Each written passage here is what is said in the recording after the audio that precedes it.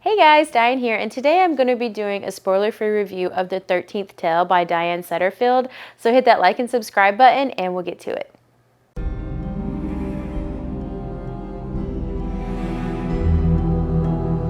Okay, so the 13th Tale. So the 13th Tale is about a little biographer, and she lives in the coziest of all places. She lives above a beautiful bookstore that her father owns. It's really quaint. It's really like rainy and just beautiful. And one day she gets kind of like an ominous letter from a big time author. She has like 12 amazing books, and she's just, the author to end all authors. She's just amazing. But she's a recluse. Nobody really knows a whole lot about her, and she has reached out to this little author to kind of write her biography. She's getting older, so she's really kind of wanting to tell her story now. She's wanting the truth to be out. And so the story just goes from there, and it just culminates into this like just gorgeous gothic tale that is just phenomenal. I just really enjoyed this book. The length of this book, I think, is about 400 pages. The pacing, I would say, is very consistent. It's very linear.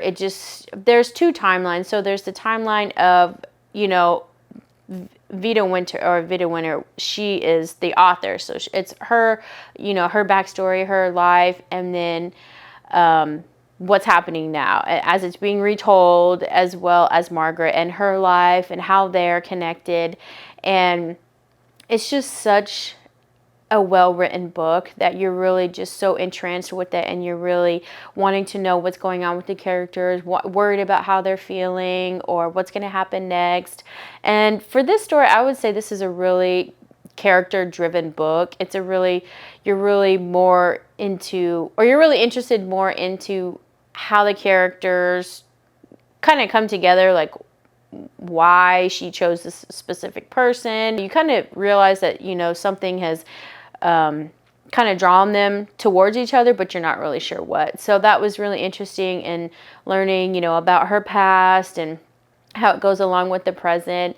As far as standout moments, I would say that this book is, like I kind of said, it's kind of consistent. So there's not a lot of up and down. There's not going to be a lot of, crazy things that are happening, because it's just a beautifully written story. There's not any like body horror. There's not any grotesque things like that. There's some disturbing material, but it's very subtle, and it's very almost in the background to the story, which isn't typically something that I read, but I enjoyed this book so much. It was just so good.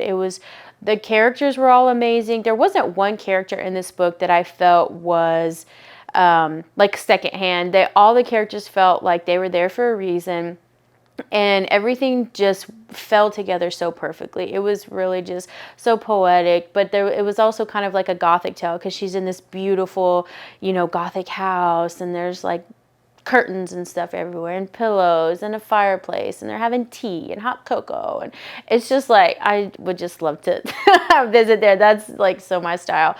But it was just so comforting, and the bookstore, her dad's bookstore, is adorable, and it talks about the smell of the books and the rain. And I mean, every time I've read probably like the first 3 or 4 chapters of this book, I couldn't even tell you how many times, because it's so soothing and it's so lulling, and I'll literally fall asleep to this book almost quite a few nights, because it's just that good.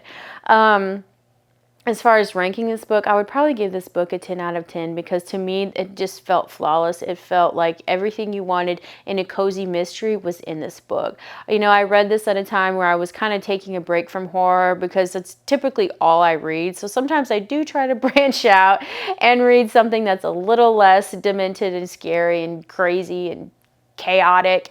And this was just perfect. This was just I don't want it to sound boring, because it's not boring. It's a really good story, and you are very interested in what's going on. But it was just a very nice break from all the, disturbing and grotesque books that I normally read. So I just really enjoyed this book, and it was just, I mean, if you haven't read this book, I couldn't see a person not liking this book, honestly. I couldn't see what issue you would have with it. If you have an issue with it, let me know. Maybe I'm just, got my blinders on for whatever reason. But But yeah, so if you've read this book, let me know in the comments. If you want to read it, let me know. You know, I really love to talk back and forth about books. It's like one of my favorite things to do. So, you know, hit me up in the comments and hit that like and subscribe button, and we'll see you next time.